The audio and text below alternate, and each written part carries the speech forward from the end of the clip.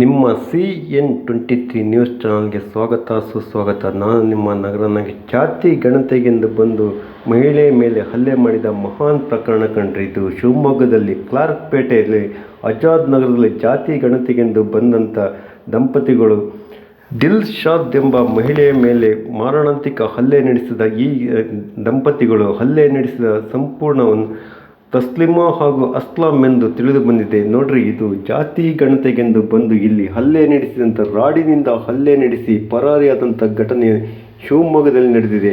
ತಕ್ಷಣ ಆ ಮಹಿಳೆ ಎಚ್ಚೆತ್ತುಕೊಂಡು ಮನೆಯ ಬಾಗಿಲನ್ನು ಹಾಕಿದಾಗ ಅಕ್ಕಪಕ್ಕದವರು ಬಂದು ಇವರನ್ನು ಹಿಡಿದು ಪೊಲೀಸರಿಗೆ ಒಪ್ಪಿಸಿದ್ದಾರೆ.